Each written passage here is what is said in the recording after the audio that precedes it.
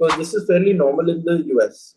A lot of doctors get into administration. We know clinical medicine is a little long road.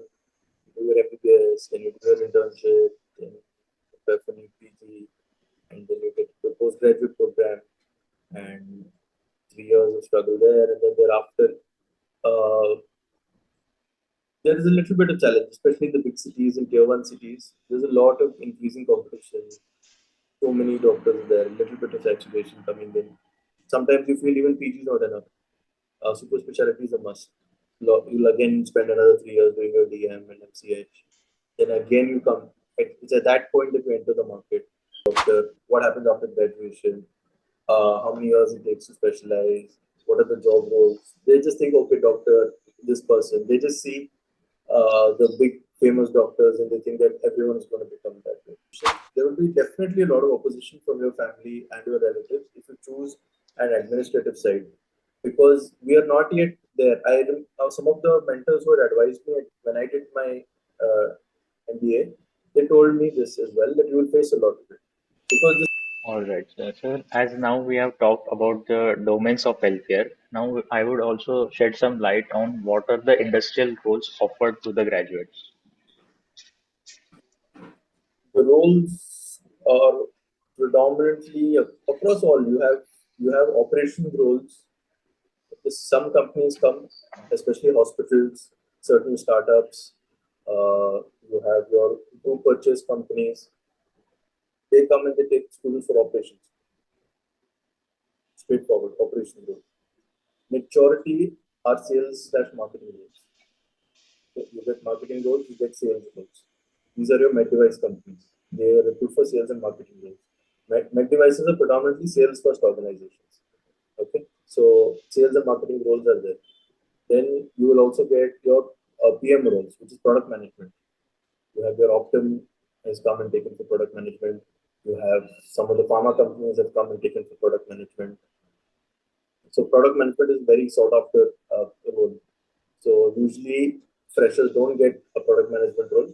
If you have some amount of experience, you're likely to get selected for product management. Then the consulting firms come. So they come and hire for the role will be offered to be a business analyst or an associate consultant or a level 2 analyst. So associate consultant is just one step below consultant. So these are the likely roles that you can get into. In hospitals, again, will be an administrator, hospital administrator, junior administrator. And then later you can become head of the hospital. So these are prominently the roles that come up here. All right, sir. So the one thing is to get into this industry and get to enroll, but another important thing is how does the career trajectory look like? As you mentioned that when I was asking about the ROI thing, so when we have a substantial, significant years of experience, we double down or maybe get in multiples. So can you brief us over how is the career growth or trajectory with respect to the industrial role and also with respect to the salary? See, the opportunity to grow is enormous. It totally depends on you. Your MBA will get you your first job. Whatever you do in MBA, the resume you build, this GPA, all of that is great. It will get you your first job. It will get your foot inside the industry. From there, you can climb the ladder. There is no ceiling whatsoever. Between you and CEO, you can climb to any position. That totally depends on you. You have to, once you get in, you will have to constantly be up to date. You'll have to constantly, just because you got into the company, that doesn't mean the learning stops. You have to constantly keep learning, keep revising, keep updating. There are several certifications that you need to do. So during MBA, you'll do a few, but once you're in the industry, you'll start doing more and more certifications. Then networking is very important. So as you network, and then you can both within the organization, outside of the organization. This is where your alumni comes in. All the people who passed before you can connect with them, transition from one organization to another, and then slowly transition. Let's say I'll give you the example. Let's say you join a med device firm. You'll probably join in the sales role. Even if they take you as a management trainee, they'll take you in the sales role only, because most of the vacancies come in sales. You start not as a sales person, you start as a sales manager. It's a manager role. So you start there. Now, in just about 2 years' time, you jump to a larger role. You'll become an area sales manager, regional sales manager. You'll be overseeing a much larger area, 5 to 10 people under you will be reporting to you. So that itself is a great role. From there, you will naturally make the transition to marketing. You can become associate manager or product manager in the marketing role. Very easy transition. Natural transition is sales to marketing. And then from marketing, again, you can grow, become head of marketing. That itself is a very big role. And then later, the only other role that is left is country head or CEO level role, the C-suite roles. That's it. This is a very easy pathway for you to go. It will, how quickly you do this depends on you. How much networking you do, how quickly you upskill yourself, how well you sell yourself. This is why you see several professionals, their LinkedIn profiles are optimized even to this day. They have so many connections, they're constantly posting, they're constantly keeping in touch. You'll see them doing certifications after certifications. All of this helps you climb the ladder very quickly. All right, sir. So, also one more question I want to ask you. What is the benefit of having healthcare background when working in the healthcare sector? It's a big plus, especially if you're from an MBBS background. If you're an MBBS person with a management degree, be it in general management or healthcare management, it's a big plus. There is a great demand for MBBS doctors with a management degree in pharma, especially, and in med devices, and honestly, in any domain of healthcare, because there is a great. This is felt. We had some of the recruiters also telling us that conventionally what they do is they would go to a general management program, which is predominantly filled with engineering students. They would take them into the healthcare program, and it would take them about a lot of effort, lot of company resources to train them in the aspects of healthcare, to learn what it is, how it functions, how it works, what is the terminology, what are the products. But in the healthcare, your customer is your doctor or your patient, then what do they need, understanding their needs. A lot of effort would go in there. So that was the very premise for a healthcare management course. So by taking doctors who already know about healthcare, about how it works, about how hospitals work, about the terminology, about every aspect of healthcare, and then they also have knowledge of management, they're ready fits. So there's no training required, nothing. They're pretty ready fits, easily get absorbed into the organization, and they do pretty well. So there is a big plus, especially for MBBS. There is a big plus. So if you're someone from an MBBS background who's interested in going towards management, the scope is very good. Definitely do consider it. All right, sir. Thank you so much for this wonderful insight. Also, I want to ask you, what is the pros of getting into healthcare management over clinical medicine? Okay. One definite pro is relatively earlier settlement. I mean, we know then again you either work with a hospital or you set up your own practice. You set up your own practice, again, it's starting from ground zero, especially if your parents are not doctors or if you don't have a hospital, if you're from a middle class family, a first generation doctor. So there are certain of these challenges. So one advantage of this is early settlement. You do your MBA 2 years, 1 year, you get a job, it starts paying. It starts paying decently well. Okay? So very well, decently well, moderately well, everything. And then you can, that's one early settlement. And you also have the option of transitioning from roles from one role to another, from one company to another. So you're running X in one company, you move to another company, you earn a little more than that, X plus something. Then, or within the same company, you move up to a higher role, your pay increases. So it's quicker. The financial freedom and financial stability comes a lot quicker in this as compared to clinical medicine. This is definitely one of the pros. In addition, of course, there's more work-life balance here. The benefits that are offered, the travel, the allowances, other benefits that the company offers both to you and your family. These are all not there in practical clinical medicine. These are some of the pros I feel. The cons are obviously you move away from clinical medicine. If you're someone who's extremely passionate about interacting with patients, seeing patients every day, you're not worried about lifestyle, about how much money you're making, but all you want to do is see patients, bring a smile to their face. put a stethoscope around your neck, auscultate, learn. If you love that, then maybe clinical medicine is for you. But if you're not too sure about that, then this is, I think that's one con I would say. Another con is probably one thing is uh, you need to make sure, I like to add a point of caution here. You need to make sure that MBA is for you. So it's okay. I would personally say that it is okay to take some time after your internship, work somewhere as a junior resident, see the ground reality. Go meet all the doctors, specialists, super specialists, meet a few people who are working in administration, see how hospital works, see how the administrative side of hospital works, clinic works, interact with a few pharma sales guys, pharma rep guys, ask them how their industry is, all of that. Understand it thoroughly.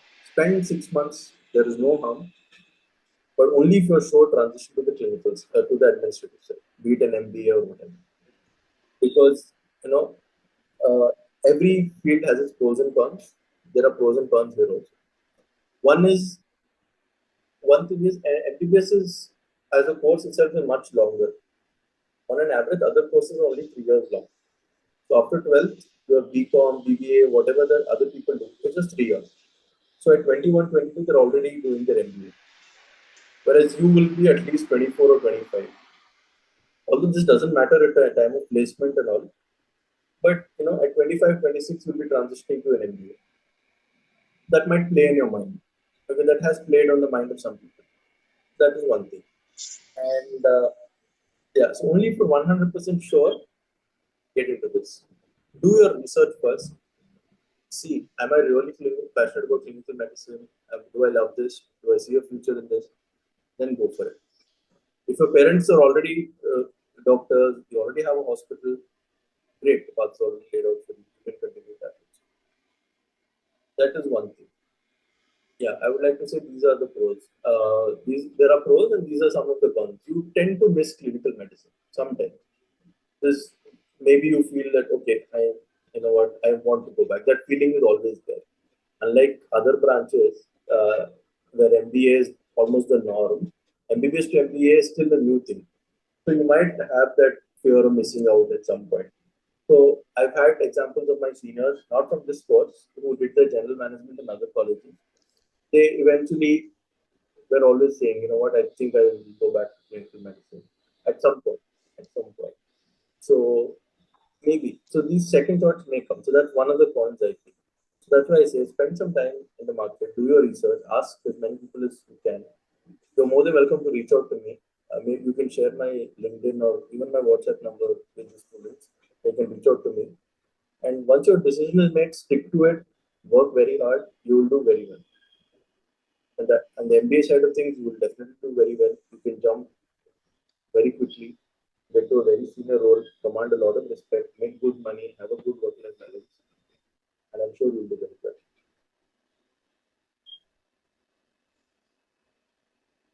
All right, sir. Thank you for this wonderful insights. Also, there might be some time that you might have faced some criticism in your relatives, friends, or family about opting this unconventional path. So, how have you taken this, and what are their views right now? Uh, yeah, so the thing is, most people, if you're not from a doctor family, let's say, like my own example, I'm from a normal middle class family. Nobody in my family was or is a doctor. So they don't understand the market situation of what it is to be a doctor, what happens after graduation, how many years it takes to specialize, what are the job roles. They just think, okay, doctor, this person. They just see the big famous doctors and they think that everyone is going to become that way. So there will be some opposition. There will be definitely a lot of opposition from your family and your relatives if you choose an administrative side, because we are not yet there. Some of the mentors who had advised me when I did my MBA, they told me this as well, that you will face a lot of it because this is fairly normal in the US. a lot of doctors get into administration and other European countries. In India, it is in the next 5 to 10 years also it will not yet be accepted. So you will face a lot of opposition. Then what you have to do is you have to sit down and then tell them the ground reality. Like, this is the reason I'm getting into administration side. As I mentioned, these are the pros, these are the cons. These are the pros of clinical medicine, these are the cons of clinical medicine. Show them the ground reality.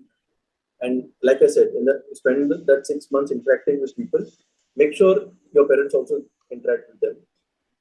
And then once you give them all of this reason, I'm sure they'll understand. So yeah, my parents also were initially skeptical, but now they're very content, they're very happy. So there's no doubt about that. Eventually, they will overcome you. At the end of the day, your parents will definitely support you.